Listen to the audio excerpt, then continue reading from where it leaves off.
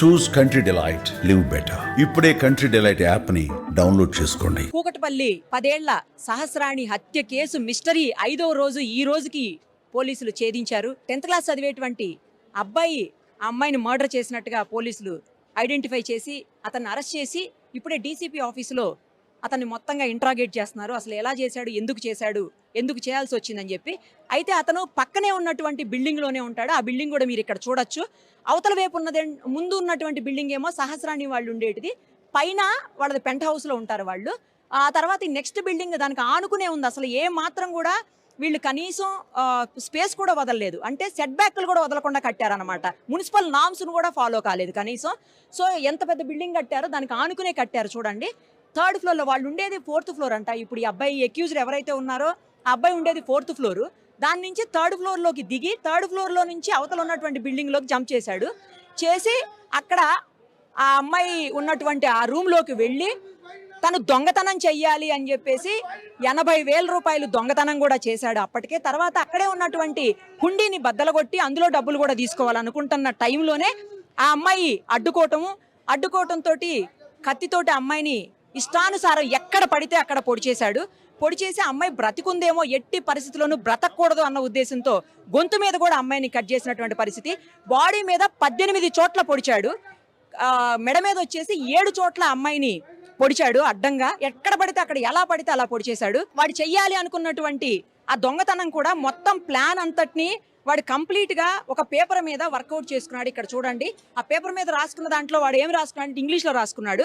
ఏం రాసుకున్నాడంటే ఇంట్లోకి వెళ్ళాలి, వెళ్ళిన వెంటనే ఫస్ట్ గ్యాస్ స్టవ్ ని, ఆ పైప్ ఏదైతే ఉంటుందో గ్యాస్ పైప్ అంటే సిలిండర్ స్టవ్కి వెళ్ళేటువంటి పైపుని కట్ చేసి దాన్ని వదిలేయాలి కాసేపు. ఆ తర్వాత దొంగతనం చేసేయాలి. వాడు లాస్ట్ లో ఏం రాసుకున్నాడు తెలుసా? దాంతో మొత్తం పూర్తయిపోయి మిషన్ డన్ అంట. అసలు ఏ స్టేజ్లో పిల్లలు ఉన్నారు? 10th క్లాస్ చదివే పిల్లడు ఇంత వయలెంట్గా ఎందుకున్నాడు? వాళ్ళ పేరెంట్స్ ఆమెమో అతని తండ్రి ఏమీ చేయడం తెలుస్తుంది, ఏ పని చేయడంట. తల్లి మాత్రం ఎక్కడో బయటికి వెళ్ళి ఇళ్లలో పని చేయటం కాకుండా హౌస్ కీపింగ్ అంటారు కదా, ఆ టైపులో పెద్ద పెద్ద అపార్ట్మెంట్స్ హౌస్ కీపింగ్ ఉంటుంది, అలా హౌస్ కీపింగ్ చేస్తుందంట ఆవిడ. మొత్తం పేరెంట్స్ని కూడా ఇప్పటికే పోలీసులు తీసుకుని వెళ్ళారు. దారుణమైన విషయం ఏంటంటే ఒక 10th క్లాస్ చదివే పిల్లోడు చూస్తుంటే చాలా లీన్గా ఉన్నాడు పిల్లోడు కూడా. మనం ఫోటో చూపించకూడదు కాబట్టి, ఎందుకంటే జువైనల్ యాక్ట్ ప్రకారం మైనర్ కనుక మనం ఫోటో కానీ పేరు కూడా రివీల్ చేయడానికి లేదు, అందుకనే మనం రివీల్ చేయలేకపోతున్నాము. సో చాలా సన్నగా ఉన్నాడు, నేను చూశాను ఫోటో. అలాంటి పిల్లోడికి ఇంత ధైర్యం ఎలా వచ్చింది? అంత గట్టిగా 10 ఏళ్ల అమ్మాయిని అంత గట్టిగా ఎక్కడ పడితే అక్కడ ఎలా పొడవగలిగాడు అనేది కూడా ఇక్కడ పాయింట్. ప్రీ ప్లాన్డ్గా ముందే రాసుకొని వచ్చి మరీ చేశాడు అంటే మనం రెగ్యులర్గా చూస్తున్నాం ఈ మధ్యకాలంలో ఇలాంటి ఇన్సిడెంట్లు అనేకం జరుగుతున్నాయి. ఒక పిల్లోడు నెట్లో ఏదో చూసి మొన్న ఈ మధ్యనే బెంగళూరులో ఆ నెట్లో చూసినటువంటి ఆ ఎపిసోడ్ ఏదైతే ఉందో ఆ ప్రకారమే తనను తాను చంపుకున్నాడు ఆ పిల్లోడు. పేరెంట్స్ మరి ఇంట్లో లేరు అని చెప్తున్నారు ఆ టైంలో. ఇప్పుడు ఈ పిల్లోడు చేసిన టైంలో కూడా మరి పేరెంట్స్ ఉన్నారో లేదో తెలియదు. నెక్స్ట్ ఆ రోజు అందరికీ స్కూల్ ఉంది, మండే రోజు అందరికీ స్కూల్ ఉంది. మరి ఈ అబ్బాయి ఎందుకు వెళ్ళలేదు? ఈ అమ్మాయి వెళ్ళకపోవడానికి కారణం ఏంటంటే ఆ రోజు స్పోర్ట్స్ డే అవుతుంది కాబట్టి అమ్మాయి స్కూల్కి వెళ్ళలేదు ఆ రోజు. బట్ మరి వీడెందుకు స్కూల్కి వెళ్ళలేదో తెలియదు. అత్యంత కిరాతకంగా 4 days 5 days వరకు కూడా తెలియనటువంటి మర్డర్ మిస్టరీ అయిపోయింది. ఇది మొత్తం సెన్సేషన్ రేపింది. పోలీసులు 5 బృందాలుగా ఏర్పడి మొత్తానికి ఐడెంటిఫై చేసి అక్యూజ్ని పట్టుకోగలిగారు. అది కూడా ఎలా అంటే అక్కడే దగ్గరలో నుంచొని మొత్తం ఆ బిల్డింగ్ వైపే చూస్తున్నాడంట. 5 minutes పాటు అదే బిల్డింగ్ వైపు చూస్తుంటే సీసీ కెమెరాలో చూసినటువంటి పోలీసులు ఎందుకు ఈ బిల్డింగ్ వైపు అంతగానం చూస్తున్నాడు ఆ అబ్బాయి అని చెప్పేసి వెంటనే ఎంక్వైరీ చేసి తీసుకుని వస్తే వాళ్ళ ఆ సహస్రానికి ఒక బ్రదర్ ఉన్నాడు, చిన్న పిల్లోడు, 3rd క్లాస్ చదువుతున్నాడు, 8 years పిల్లోడు. ఆ పిల్లోడితో క్రికెట్ ఆడుకోవటం కోసం వచ్చి చూస్తున్నానని చెప్పాడంట. కానీ పోలీసులు వాళ్ళ స్టైల్లో ప్రశ్నించిన తర్వాత అప్పుడు నిజాలు మొత్తం బయటకు వచ్చాయని తెలుస్తుంది. ఎంత దారుణం! 80,000 దొంగతనం చేయాలన్న ఆలోచన, అంటే కేవలం 10th క్లాస్ చదివే పిల్లోడు దొంగతనం చేయాలన్న ఆలోచన ఎందుకు వచ్చింది? ఆ దొంగతనాన్ని ఎలా చేయాలి కూడా ప్లాన్డ్గా రాసుకొని మిషన్ డన్ అని చెప్పి క్లీన్గా రాసుకొని మరీ చేయటం అంటే ఎంత ఘోరమైన సంఘటన. ఎక్కడికి పోతున్నాం, ఏం జరుగుతుంది, ఏం చేస్తున్నాము? చిన్న పిల్లలు ఇంత వయలెంట్గా ఎందుకు ఆలోచిస్తున్నారు? దానికి కారణం ఏంటి? చూస్తున్నటువంటి ఇంటర్నెట్లా, లేకపోతే విచ్చలవిడిగా ఇష్టానుసారంగా ఏది పడితే అది దొరుకుతున్నటువంటి బయట ఈ సోషల్ మీడియానా, ఏది దేని వల్ల ఇలా తయారవుతున్నారు పిల్లలు? కనీసం పేరెంట్స్ ఎందుకు అలా వదిలేస్తున్నారు? చూడకుండా పట్టించుకోకుండా స్కూల్కి ఎందుకు వెళ్ళలేదు? ఫస్ట్ ఆఫ్ ఆల్ ఆ పిల్లోడు స్కూల్కి వెళ్ళాలి కదా.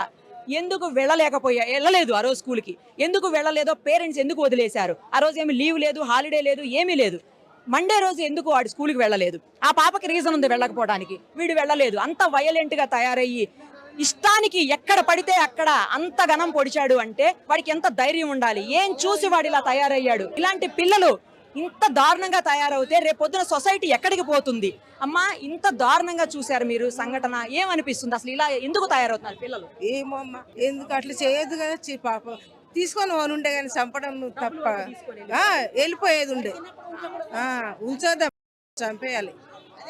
ఇన్నేళ్ల నుంచి ఇక్కడ ఏం జరగలేదు. మరి ఎప్పుడన్నా చూసారా అమ్మా ఇలాంటి సంఘటన ఇంత దారుణంగా ఘోరంగా ఇలా చంపడం అనేది చూసారా మీరు? పిల్లగాడు దొరికింది కదా, వానికి ఉంచకండి. వా తల్లిదండ్రులు ముంగట వానికి తప్పుడు నేనే మరి ఒక బుగ్గులు అవుతుంది జరా. మరి ముంగట చెయ్యరు బెట్ట, మీకు పుణ్యం వస్తుంది. వాడ కొంచకుండా ఇప్పుడు వాళ్ళకి ఎంత బాధ ఉండదు, వానికి అంత బాధ కానీ అదింత చేయండి పాపం ఎవరికే కానీ. ఎక్కడో ఒక ఇన్సిడెంట్ జరుగుతుంది ఇది, ఎక్కడో ఒక జరుగుతుంది. ఎవ్రీ ఇయర్ ఎవ్రీ మంత్ మీరు మీడియా మీరు చేయడం ఏం చెప్తారంటే చూపిస్తారు అంతే. మీరు ఏది ఈ చూపించడం తప్ప మీరు ఏం చేశారు మీడియా? ఫస్ట్ ఆఫ్ మేడం మేము కూడా చెప్తాం, మా బాధ్యత కూడా ఉంది, మీడియా చూపిస్తుంది కదా, మీడియా అందరూ బాధ్యత. ఇప్పుడు తల్లిదండ్రులను వదిలేసి ఉండాలంటే కూడా భయపడే పరిస్థితి ఉన్నది ఈ సమాజం.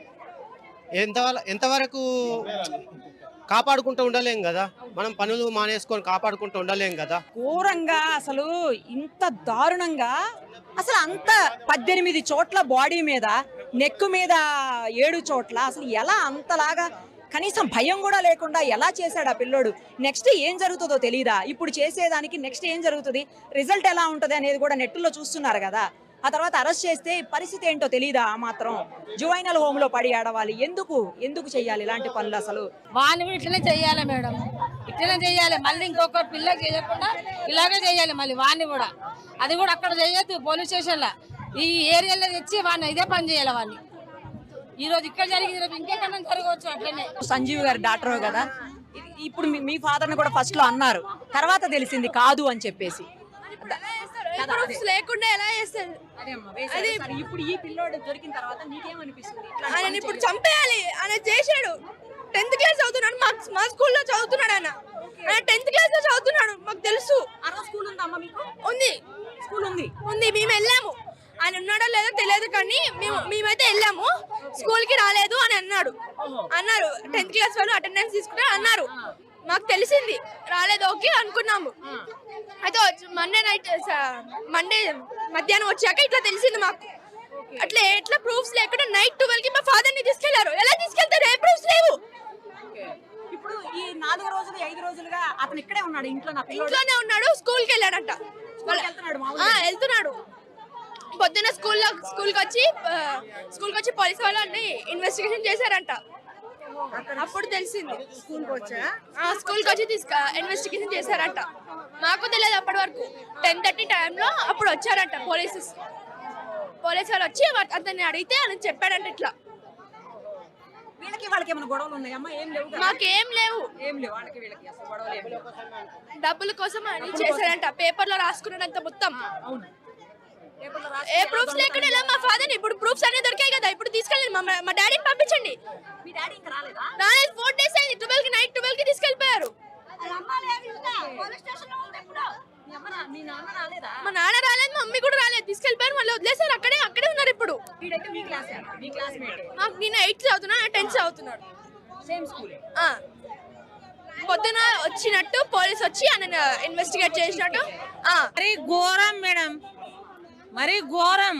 ఇట్లాంటి తల్లి కడుపులో పుట్టినా పుట్టకున్నా ఒకటే, ఆ దేవుడు ఇచ్చినా ఇయ్యకున్నా ఒకటే. మరి ఘోరం అండి ఇది. అసలు వానికి అసలు బతకనియొద్దండి. అసలు మందిలలో ఇడిసబెట్టురు, లేడీస్ అన్న చంపేస్తారు. సంజీవరావు పేరు వచ్చేసింది. సంజీవరావు అమ్మాయిని చంపాడు. సంజీవరావు పేరు వస్తుంది. 2 ఆడపిల్లలు ఉన్నారు. గోలు పెడితే నేను వారం రోజులు బాలింతను వదిలేసి ఇక్కడ ఉన్నా నా పిల్లల కోసం. తల్లి పోలీస్ స్టేషన్ ఉంది. న్యాయం జరగాలి. సంజీవరావు వాడిని చంపాలి అంతే. తిండి లేదు. ఒకసారి ఇంట్లో చూడండి, అల్మారాలో బట్టలు, పసుపు, కారం, ఒక్కరు కాదు, 2 వయసు పిల్లలు ఉన్నారు. అలాంటి వ్యక్తి అతను కాడు 15 సంవత్సరం బస్తీలో కొన్నాడు ఆయన. అట్లా చేస్తారమ్మా. అయితే అన్నీ పెడతాం, ఎవరి మీద పడతారు చెప్పండి. 5 రోజులైతే పిల్లలు ఏమవుతారు, భార్య ఏమవుతుంది. ఇప్పటికీ జైల్లో పెట్టారు అమ్మాయిని కూడా తీసుకెళ్ళి. 12 గంటల నుండి అమ్మాయి సరిగ్గా రాలేదు. అలమారులో బట్టలు, కారం, ఉప్పు అన్ని ఇంట్లో పడేసారు. చూడండి ఒకసారి 3 శాఖల నుంచి 3 శాఖలు కూడా తీసుకెళ్ళిపోయారు ఇప్పుడు వచ్చి. ఆయన ఎంత వీడియోలు పెట్టారో అతను చనిపోయాడని. అదే మంచిదని మళ్ళీ వీడియోలకు మాకు రావాలి, మా చుట్టాలు బంధువులు అన్నిట్లో రావాలా. చూడండి, మనం చేసేటువంటి కొన్ని చిన్న పనుల వల్ల వాళ్ళు ఎంత బాధపడుతున్నారో ఇవాళ అర్థమవుతుంది. ఆ పెట్టే తమ్మునేల్స్ కానీ ఇష్టానికి మనం పెట్టేటువంటి ఆ పేర్లు రాకుండానే, బయటికి రాకుండానే, వాళ్ళు చేశారని తెలియకుండానే ఎవరి పేరు పెడితే వాళ్ళ పేర్లు పెట్టేసి మనం ఏదో చేస్తాం చూడండి. కొన్ని ఛానల్స్, కొంతమంది వ్యక్తులు ముఖ్యంగా అలాంటి వాటి వల్ల వాళ్ళు ఎంత బాధపడుతున్నారో కూడా ఇప్పుడు మనం అర్థం చేసుకోవచ్చు. కానీ జరిగిందైతే మాత్రం అత్యంత ఘోరమైన పాశవికమైనటువంటి చర్య అని చెప్పాలి. ఆ ఏజ్ పిల్లోడికి అలాంటి ఆలోచన రావడమే అసలు ఆలోచిస్తుంటేనే బాధగా అనిపిస్తుంది. మళ్ళీ ఈ 4 రోజుల నుంచి పోలీసులు ఇప్పటికి 10 సార్లు పైకి కిందికి వస్తూనే ఉన్నారు, తిరిగి వెళ్తూనే ఉన్నారు. క్లూస్ టీం తిరుగుతుంది, స్పెషల్ బ్రాంచ్ వాళ్ళు వస్తున్నారు, పోలీసులు డీసీపీ స్థాయి, ఏసీపీ స్థాయి వ్యక్తులు వచ్చి వెళ్తున్నారు, రోజు ఇన్స్పెక్టర్స్ వస్తున్నారు. అయినా కూడా వాడు ఏమీ తెలియనట్టు పక్కన బిల్డింగ్ లోనే ఉన్నాడంటే ఎంత తెలివైనడో ఒక్కసారి చూడండి. అంటే అనవసరమైన తెలివితేటలు అనమాట. ఏవో చదువులో చూపిస్తే బాగుండేది. ఒక చిన్న పిల్లోడు ఇలాంటి చర్యలకు పాల్పడ్డాడు అంటే ఎక్కడ మూలాలు ఏంటి, ఇలా తయారవడానికి కారణం ఏంటి? ప్లాన్ గీసుకొని, స్కెచ్ గీసుకొని దొంగతనానికి వెళ్ళాడంటే అసలు ఆ ఏజ్ పిల్లోడికి అంత డబ్బుతో ఏం పని? దొంగతనం చేయాల్సినటువంటి అవసరం ఏంటి? కఠినమైన చర్యలు తీసుకునేటువంటి పరిస్థితి కూడా ఉండదు ఇలాంటి కేసెస్లో. ఎందుకంటే జువైనల్ యాక్ట్ ఒప్పుకోదు. కేవలం తీసుకెళ్లి ఎక్కడో పెట్టేసి అక్కడే చదివిస్తారు, జువైనల్ హోమ్లో వేస్తారు, అక్కడే ఉంచి చదివిస్తారు తప్పించి కఠినమైన చర్యలు కానీ శిక్షలు కూడా ఉండవు. మరి ఆ అమ్మాయికి న్యాయం ఎలా జరగాలి? ఇప్పటికే వాళ్ళ తల్లిదండ్రులు అల్లారు ముద్దుగా పెంచుకొని ఆ పిల్లను కోల్పోయి ఎంత బాధపడుతున్నారో, ఎంత ఏడుస్తున్నారో మనం స్వయంగా చూసాము. ఆ తల్లి నిన్న కూడా మనతో మాట్లాడింది. నాకు న్యాయం జరగాలమ్మా, నా పిల్ల ఎలాగో తిరిగి రాదు, న్యాయం చెయ్యండి, కనీసం ఎవడైతే చేశాడో వాడెవరో నాకు తెలిపి ఇమ్మీడియట్ గా శిక్ష పడేలా చూడండి అంది. ఇప్పుడు ఈ కేసులో శిక్ష వేయడానికి కూడా లేనటువంటి పరిస్థితి. మరి ఏం చట్టాలు, ఏమి న్యాయాలు, ఎలా పోతాయి ఇవన్నీను? ఏం చెయ్యాలి? ఏం చేస్తే ఆ పిల్లకు ఇప్పుడు న్యాయం చేకూరుతుంది? ఏం చేసినా కూడా ఆ పిల్లకు న్యాయం జరగదు, ఎందుకంటే శిక్ష పడే అవకాశం లేదు కాబట్టి. సో ఎక్కడ జాగ్రత్తలు పడాలో అక్కడ పడాలి. ఎలాంటి చర్యలు తీసుకోవాలో అలాంటి చర్యలు ముందు పేరెంట్సే తీసుకోవాలి. ఇంట్లోనే జాగ్రత్త పడితే ఇలాంటి సంఘటనలు జరగకుండా ఉంటాయి.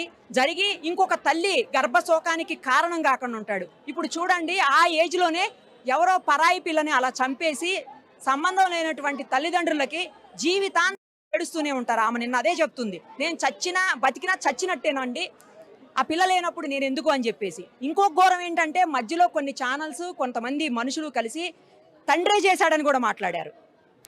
ఇది ఇంకా దారుణమైన విషయం. కన్న బిడ్డని అన్నం పెంచుకొని అన్ని రోజుల తర్వాత తండ్రి ఎందుకు అలా చేస్తాడు? అసలు ఆ మాట్లాడడానికి కూడా సెన్స్ లేకుండా మాట్లాడారు. ఎందుకంటే ఆ పిల్ల వాళ్ళ అమ్మ క్యారేజ్ పెట్టేసి, ఆ రోజు తమ్ముడు స్కూల్కి వెళ్ళాడు, అన్నం పట్టుకెళ్ళలేదమ్మా, ఈ బాక్స్ తీసుకెళ్ళి ఇచ్చేసే అని చెప్పి ఆమె క్యారేజ్ లంచ్ బాక్స్ పెట్టి అక్కడ తల్లి ఆఫీస్కి వెళ్ళిపోయింది. తండ్రి బయటికి వెళ్ళిపోయాడు, ఆయన పని మీద ఆయన వెళ్ళిపోయాడు, ఆయన బైక్ మెకానిక్ అంట. సో అతను వెళ్ళిపోయాడు. ఆ తర్వాత 12:45 సమయంలో స్కూల్ నుంచి ఫోన్ వచ్చినారు, పిల్లోడు స్కూల్ నుంచి, ఇంకా బాక్స్ రాలేదు అని చెప్పి. అప్పుడు వాళ్ళ మదర్కి ఫోన్ చేసి ఇంకా బాక్స్ ఇవ్వలేదంట నా తండ్రి అడిగాడట. అదేంటి, నేను ఇచ్చి పెట్టొచ్చాను కదా, ఎందుకు పోలేదు సహస్రాణి అని ఆమె కింద ఉన్నటువంటి వాళ్ళకి ఫోన్ చేసింది. అమ్మాయి ఇలా మా అమ్మాయి పోలేదంట, బాక్స్ తీసుకుని ఒకసారి పైకి వెళ్ళి చూసిరావంటే ఆవిడ పైకి వచ్చిందంట 1 o'clock అరౌండ్. వస్తే బయట గడిపెట్టుంది. ఆమె ఫోన్ తీసుకుని అక్క బయట గడిపెట్టేసింది, మీ అమ్మాయి లేదని చెప్పిందంట. ఇంత లోపల వాళ్ళ ఫాదర్ వచ్చాడు. అంటే అప్పటికే మర్డర్ అయిపోయింది. మరి వాళ్ళ ఫాదర్ని ఎలా అంటారు? తర్వాత 25 ఏళ్ళు లోపల ఎవరో చంపారు అని చెప్పేసి ఎవరైతే అటాప్సీ చేశారంటే పోస్ట్ మార్టం చేసినటువంటి డాక్టర్స్ 25 ఏళ్ల లోపు వాళ్లే చంపారు, ఆ గాయాల తీవ్రతను బట్టి 25 ఏళ్ల లోపు వాళ్ళు చంపారు అని చెప్పారు. మరి ఇప్పుడు ఎవరైతే సంజీవ్ అని చెప్పేసి అందరూ కలిసి బ్లేమ్ చేశారో ఆ సంజీవ్ అనే వ్యక్తి, నేనైతే కాదు, నేను వచ్చున్నాను, నేను ఎప్పుడు కూడా ఇలాంటివి చేయలేదు, చాలా మంది చేశారు, ఆ సంజీవ్ అనే వ్యక్తికి 40+ ఏజ్. మరి ఎలా అతన్ని బ్లేమ్ చేస్తారు? ఇలా రకరకాలు మొత్తం పూర్తిగా తెలుసుకోకుండా మాట్లాడడం కూడా కరెక్ట్ కాదు. వాళ్ళు ఎంతో బాధపడుతున్నారు. సరే, ఇవన్నీ పక్కన పెడితే కాసేపు ఉంటాయి, పోతాయి, కానీ పోయిన అమ్మాయి అయితే తిరిగి రాదు. బట్ ఆ అమ్మాయికి న్యాయం జరిగేది అలాగే ఇప్పుడు అది కూడా పెద్ద క్వశ్చన్ మార్క్లా తయారైంది ఇప్పుడు. సో మొత్తానికైతే 5 రోజుల తర్వాత పోలీసులు మర్డర్ మిస్టరీని ఛేదించగలిగారు. ఒకటి గుర్తుపెట్టుకోండి, తప్పు చేసే ప్రతి వాడు లేదా ప్రతి మనిషి ఒకటి మాత్రం బాగా గుర్తుపెట్టుకోండి, తప్పు చేసినప్పుడు ఏదో ఒక చిన్న క్లూని 100% వదిలి వెళ్తారు. అలా వదిలి వెళ్ళే దొరుకుతారు. ఇప్పుడు కూడా పోలీసులకు అలాగే దొరికాడు ఈ పిల్లోడు. లోపల బ్లడ్ స్టెయిన్స్ ఉన్నటువంటి మరకలు ఉన్నటువంటి బట్టలు కూడా ఉన్నాయని చెప్తున్నారు. తర్వాత కత్తి కూడా అక్కడే ఉందని చెప్తున్నారు. మరి డబ్బు దొరికిందో లేదో తెలీదు. పాపం పేరెంట్స్ ఫస్ట్ నుంచి కూడా ఏమన్నా పోయినాయా, డబ్బులు ఏమన్నా పోయినాయా, బంగారం పోయిందా అని అడిగితే కూడా తెలియదమ్మా, అసలు మేము లోపలికి లేదు, మాకు తెలియదు, మాకు అన్ని పోయినా పర్వాలేదు, పిల్ల కావాలి, పిల్లకి ఏం అయిపోయింది, పిల్ల పోయిన మాకు ఎందుకు అని అడిగారు. సో అవన్నీ పోయినాయా లేదనేది కూడా ఇవాళ వరకు తెలియదు. అసలు 80,000 పోయినాయి అని ఈ రోజే తెలిసింది. అంటే వీడే దొంగతనం చేశాడని. సో మూలాలు ఎక్కడున్నా కూడా ప్రతి ఒక్కరి బాధ్యత ఉంది. 100% ఇలాంటి వాటిని అరికట్టాల్సినటువంటి అవసరం అయితే ఖచ్చితంగా కనిపిస్తోంది. సుమన్ టీవీలో మీ పర్సనల్ అండ్ బిజినెస్ ప్రమోషన్స్ కోసం కింది నెంబర్కి కాంటాక్ట్ చేయండి.